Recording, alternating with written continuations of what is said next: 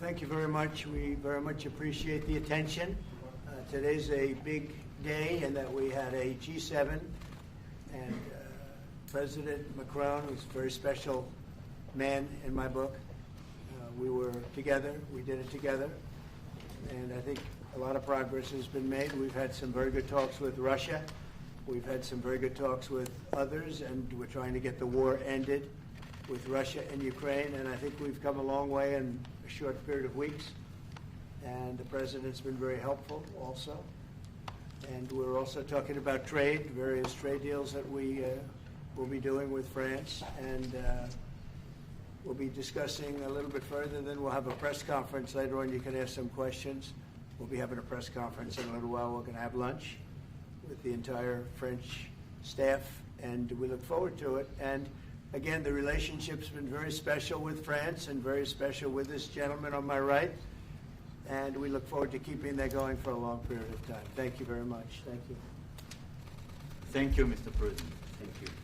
Thank you. No, thank you. I want to thank Mr. President for his hospitality. We had a good discussion this morning for the G7 here. Yeah. And for the third year of this war in Ukraine, and I think our common objective clearly is to build peace, and a solid and long-standing peace. And this is what we will discuss, obviously, because I have great respect for the bravery and the resistance of Ukrainian people, and we do share the objective of peace, but we are very aware of the necessity to have guarantees and solid peace in order to stabilize the situation. I'm here as a friend because through centuries we've been friends, and we are personal friends, as you mentioned it, because we work very well together. And I think the US and France always stand on the same side, the right side, I would say, of history. Mm-hmm. And this is exactly what's at stake today. And this is a very important moment for Europe as well, and I'm here as well after discussions with all my colleagues to say that Europe is willing to step up, to be a stronger partner, to do more in defense and security for the continent, and as well to be a reliable partner and to be engaged on trade, economy, investment in a lot of topics. So I'm very excited by the discussion we will have, and obviously we will follow up. And I want to thank you again, Mr. President, for your presence for Notre-Dame de Paris. It meant a lot for French people, and I want to thank you for that. That's the cathedral, and they've done a fantastic job. The president's done a great job in bringing it back. That was a terrible thing, like, 5 years ago? Yeah. Watching that burn was a very horrible sight, and you've done a fantastic job in bringing it back, so I congratulate you. Thank you for being here. Thank you. Anybody want to ask a question or two? Or is that a foolish question? Thank you, Mr. President. Ukrainians on the critical minerals deal. It looks like we're getting very close. The deal's being worked on, and we're, I think, getting very close to getting an agreement where we get our money back over a period of time. But it also gives us something where I think it's very beneficial to their economy, to them as a country.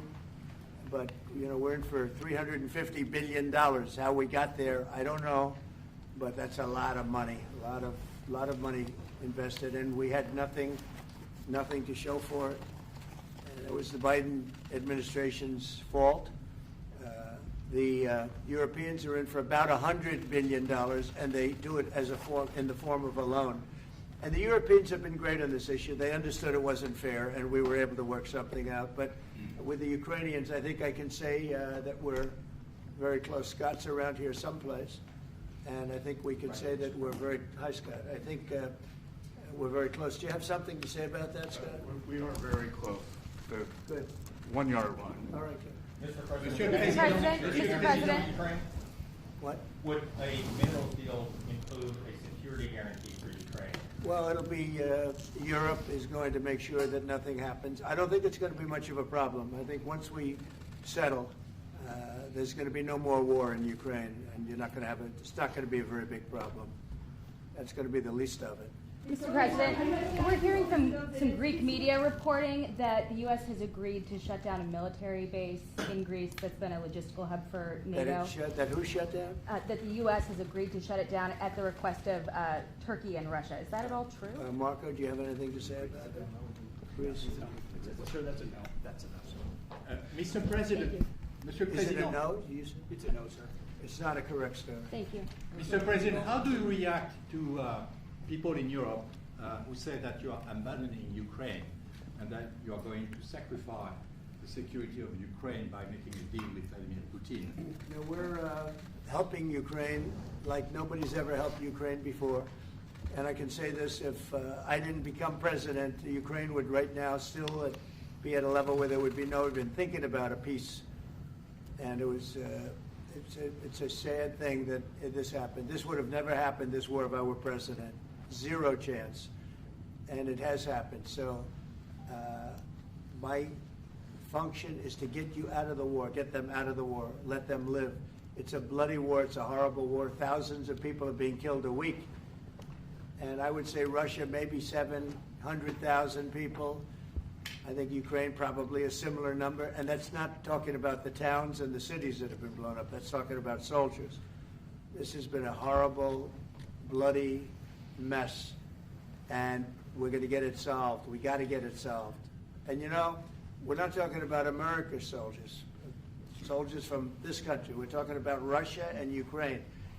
But on a humanitarian basis, we have to get this very, very bloody, savage problem solved.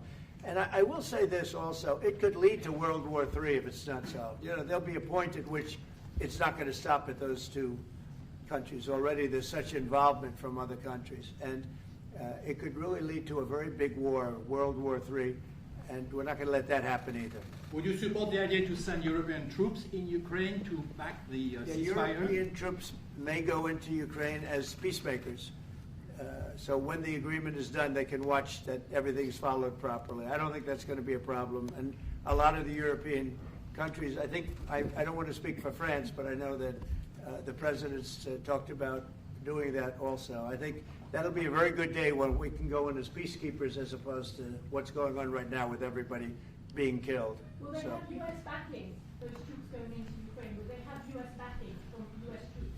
Well, we're going to have a backing of some kind, and obviously the European countries are going to be involved, and I don't think you're going to need much backing. I think that's not going to be a problem. Once an agreement is signed, Russia's going to get back to its business, and Ukraine and Europe are going to get back to their business. I don't think it's going to be a problem. Mr. President, Can you talk about will you DOGE? meet with President Zelensky soon? What? Will you meet with President Zelensky soon? I will be meeting with President Zelensky. In fact, he may come in this week or next week to sign the agreement, and which would be nice. I'd love to meet him. Would meet at the Oval Office. So the agreement's being worked on now. They're very close to a final deal.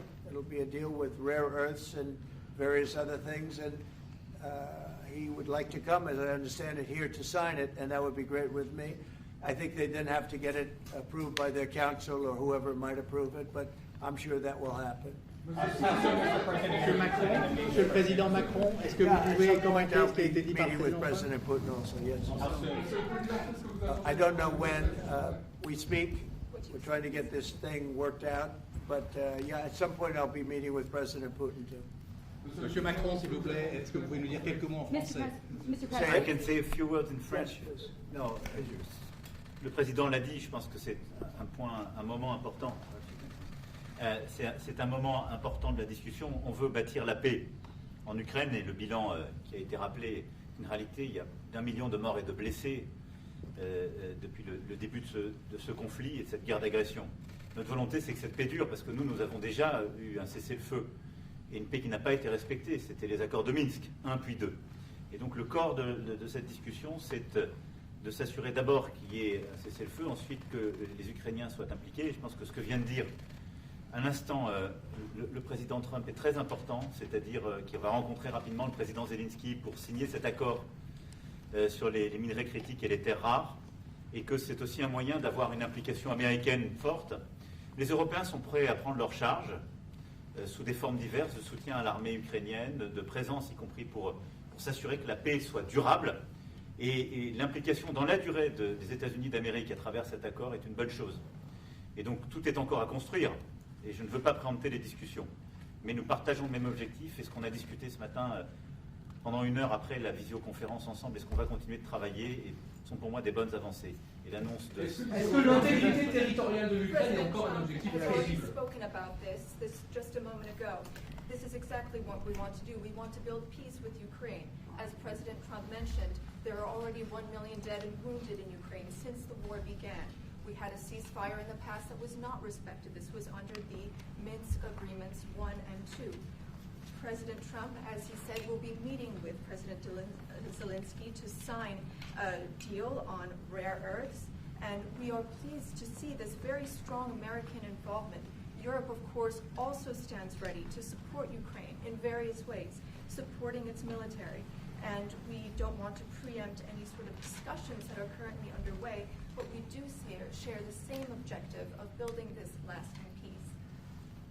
I just want to tell you a little story. So we were at the Eiffel Tower having dinner with your wonderful wife and with my wonderful wife, and we came out and he started speaking the French deal.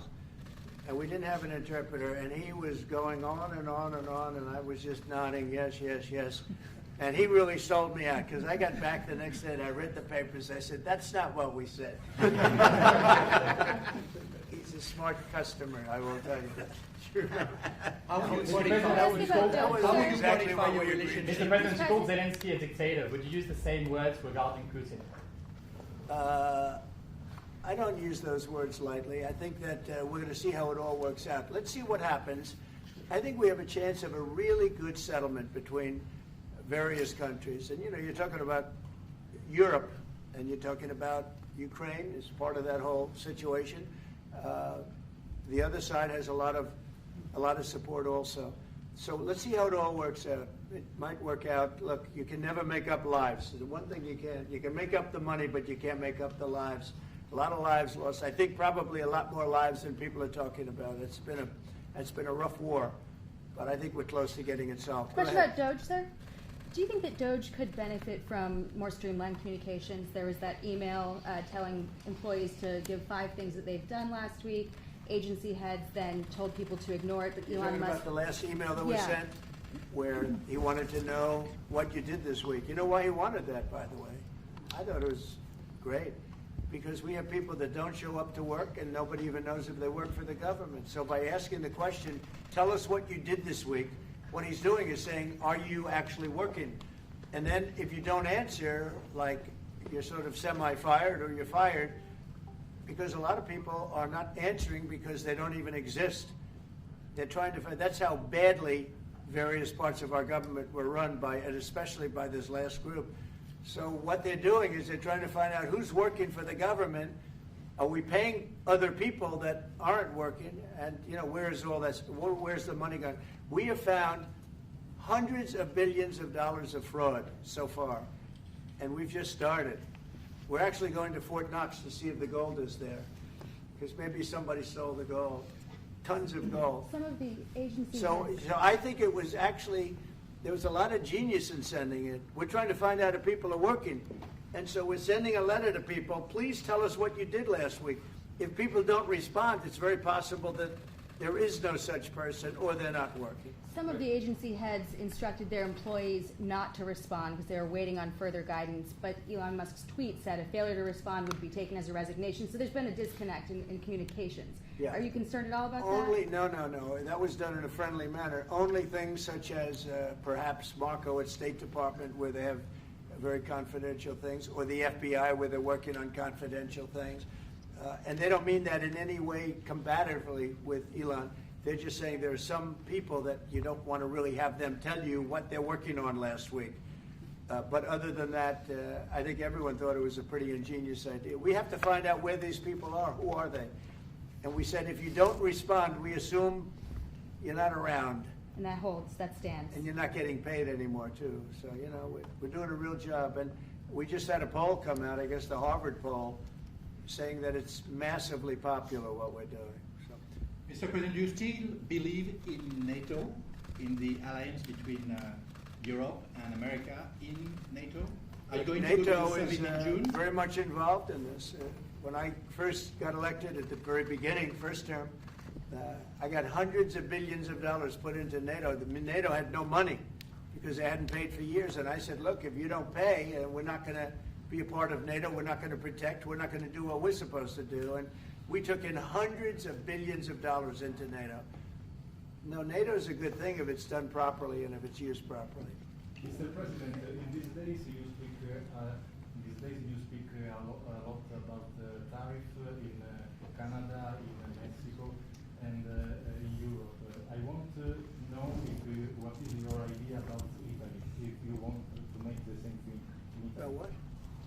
Can you talk up a little louder? In these days. No, louder. Can you talk a little louder? You have a beautiful voice, but you're not. In these days you speak. Where are you from? Italy. From Italy. Oh, I love Italy. Go ahead. I want to know if you have the same idea with Italy about tariffs. Well, look, I love Italy, and Italy is a very important nation. We have a wonderful woman as your leader, and she was on the conversation today, one that we had, the G7. And no, I think Italy is doing very well. I think Italy's got very strong leadership with Georgia. Monsieur le Président, qu'est-ce que vous répondez au président Trump qui a dit que les Français et les Britanniques n'avaient pas... Any other questions over here? Yes, ma'am. Can you clarify what you meant in your truth today on the major economic development transactions between the U.S. and Russia? More With respect to what, Russia? in solving a peace deal, you said there will be major economic development transactions which will take place between the United States and Russia. Yeah, we're trying to do some economic development deals. They have a lot of things that we want, and we'll see. I mean, I don't know if that will come to fruition, but we'd love to be able to do that if we could. You know, they have massive rare earth. It's a very large, it's actually the largest in terms of land. It's by far the largest country. And they have very valuable things that we could use, and we have things that they could use, and it would be very good if we could do that. I think it would be a very good thing for world peace and lasting peace. Well, I mean, our first, by far, our first thing that we want to do, the first element of the overall transaction is ending the war. But if, just as we're doing with Ukraine, if we could do some economic development in terms of Russia and getting things that we want, something like that would be possible, yes. Can you explain the rationale, sir, in the U.S. Yes, go ahead, please. Can you explain the rationale in having the U.S. vote against the UN resolutions that Ukraine proposed and also the U.S. proposed? I would rather not explain it now, but it's sort of self-evident, I think. Mr. President, first talked about increasing the tariffs on products from the European Union. Is that still something you want to do today? Well, it's not increasing, it's reciprocal. So whatever they charge us, we're charging them. So it's not a question of increasing. If they charge us 20%, we charge them 20%. If they charge us 30 or 40%, then we do that too. So that would be on European Union, but that really would be with respect to everybody. It's reciprocity. So reciprocal. Whatever they charge us, we charge them. Nobody has a problem. Even you, I see you don't have a problem anymore, right? Mr. President, are you thinking of going to Moscow soon, maybe in May for the 9th of May for the anniversary? I mean, not soon, but I would be certainly, if this all gets settled out, which I think it will, sure, I would go there. On the 9th of and May? you'd come here too. On the 9th of May on the Red Square? I don't know the 9th of May, no, I don't. I think that's pretty soon. But no, at the appropriate time, I would go to Moscow. Monsieur le Président, est-ce que l'envoi de troupes françaises ou européennes est envisagé en Ukraine? Within weeks. Yeah, I think so, right? Don't you think so? I'd like to have you. I think we could end it within weeks if we're smart. If we're not smart, it'll keep going, and we'll keep losing young, beautiful people that shouldn't be dying. And we don't want that. And remember what I said, this could escalate into a third world war. And we don't want that either. Mr. President, your envoy Steve Witkoff suggested a temporary ceasefire in the conflict, but the Russian government has denied that out of hand. Are you worried that they're not feeling in good faith? No, I think they at some point will agree to that. I think they probably wanted to. And I think once you have a ceasefire, it's going to end, because they're not going from a ceasefire back to war. I think people have had they're full. I'm just glad I was able to help because there was no communication with Russia until I came along. Biden didn't communicate. He couldn't communicate with his own child. So Biden didn't communicate. He couldn't. It was terrible. He hadn't spoken to Putin in 3 years. You're trying to end a war. People are being killed. Every week, thousands of people are being killed. Soldiers, in this case, mostly. Also towns, as missiles go in and back and forth. No, it's a shame. This should have never happened. This is a very sad, this is going to go down in the history books. This is a very sad moment because that should have been stopped. That should have never started. And if it did start, it should have stopped the first week, not 3 years later. Okay? Je vais répondre sur Lomi, je pense que plusieurs questions de vous et de votre collègue qui ont été posées en français et qui rejoignent les questions posées par les collègues américains. D'abord, cette discussion est utile et construire la paix est une nécessité. La deuxième chose, c'est qu'il y a aujourd'hui une capacité de dissuasion qui est restaurée et que c'est ce que veut dire le président Trump quand il dit qu'il n'y aura plus de problème. Je pense que la force du réengagement américain aujourd'hui, c'est en quelque sorte l'incertitude aussi pour le président Poutine. Et donc il y a une capacité de dissuasion qui est là, qui permet de sceller d'abord sans doute une trêve, la capacité à vérifier que cette trêve est respectée, et ensuite un accord de paix qui permettra de reconstruire l'Ukraine, mais de lui apporter aussi les garanties de sécurité. Dans le cadre de ces garanties de sécurité, nous pensons que nous avons notre rôle à jouer. Et donc, on verra à ce moment-là de la discussion, je ne veux pas la présenter, ce qui est nécessaire pour que l'Ukraine puisse rester un pays souverain. Et d'ailleurs, dans les discussions entre l'Ukraine et les États-Unis d'Amérique, il y a cette question d'une souveraineté ukrainienne qui est respectée. Et donc, nous, ce que nous avons préparé en particulier avec nos partenaires britanniques, dans le cadre d'un travail très étroit qu'on a mené ces dernières semaines, et partagé avec tous les pays européens et alliés qui sont prêts à s'y joindre, c'est l'idée de dire on est prêt à apporter ces garanties de sécurité. Les conditions, elles doivent en être définies. Par l'envoi de troupes ? Elles doivent être définies par l'accord. Ça peut aller jusqu'à l'envoi, comme l'a dit le président, de troupes qui iront observer que la paix est bien respectée, qui iront se positionner, pas sur la ligne de front, pas pour justement, en quelque sorte, être dans le conflit, mais marquer une présence comme une garantie. Il y a d'autres moyens de soutenir qui peuvent être des soutiens accrus et capacitaires à l'armée, des structures nouvelles.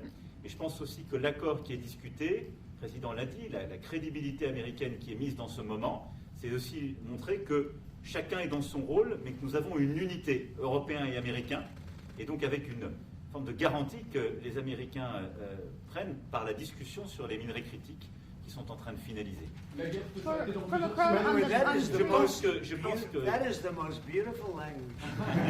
I have no idea what he's saying, but that is the most elegant, beautiful language. Go ahead, please. This is a question that was asked by several. What we need to do is make sure that we are building peace. We have deterrence capabilities that have been restored. As President Trump said, there won't be any more problems. We've seen the U.S. re-engagement and the message that sends to Mr. Putin. We have deterrence, which will allow a truce to take place, verification of that truce, and then a peace agreement can be put in place so that we can start rebuilding Ukraine with security guarantees. And we have a role to play in that. Again, I'm not preempting any discussions, but we've spoken about Ukraine's sovereignty, and that has been a subject of discussion between the U.S. and Ukraine. We have also been working closely with our British partners this week. We've shared this information with other European countries, and we are ready and willing to provide those security guarantees, which could perhaps include troops, but they would be there to maintain peace. They would not be along the front lines. They would not be part of any conflict. They would be there to ensure that the peace is respected. Our assistance may include other capacity building, perhaps for the military. We see U.S. credibility here. We each have our role to play, but it will be done in a united fashion.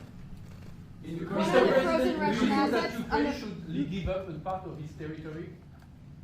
Well, we're going to see. It's a negotiation that's just starting, and they've been fighting, and there's been a lot of land that's been taken. So we'll have to see how that works out. That's part of the negotiation. I will say there was great unity in that room today. We were via Skype or whatever, but it was great, tremendous unity today in that room with the other countries. Ukraine wants France to going take to- the territories back. Can they take it back? What they lost in the past years? That's not an easy thing to do, is it? Right? It's not an easy. You know, just asking whether or not you could take back the land that they lost. And I say that, yeah, perhaps some of it, yeah, I hope so. But that's not an easy thing to do. But not For everything. Macron on the frozen It's Russian going to be assets. something we're talking about. Will you For convince Macron Vladimir and the Putin to President- accept the European troops as peacekeeper, would you think? Yeah, he will accept that. He will accept I've it? asked him that question. You talked to him? I've asked him that question. Is Said France yes? going to lift the block on the Because 300 he's billion? not, look, if we do this deal, he's not looking for more war. He doesn't mind. But I've specifically asked him that question. He has no problem with it. Is France going to lift the block on the 300 billion in frozen Russian assets in Belgium? France has opposed unfreezing it to pay Ukraine and compensate the U.S. for its support. Is France going to lift its opposition to that? This is, we speak about frozen assets. We already used them to back precisely the loans negotiated at the G7. And it's part of the sanctions, so it will depend on the follow-up of the discussions. But clearly, we respect international law. It's just frozen assets now. You can take the proceeds of the frozen assets, but you cannot take the assets themselves because it's not respecting international law, and we want to respect international How law. is one different than the other? You can take the proceeds from it. How can you not take Because the it's assets? very different. You keep the assets, you take the proceeds because they are paralyzed in a certain way. You take the proceeds during the wartime, but you keep the assets, and it's part of the negotiation at the end of the war. Because, this war costed all of us a lot of money. And this is the responsibility of Russia, because the aggressor is Russia. Should the U.S. be compensated? So at the end of the day, this frozen asset should be part of the negotiation, all in all.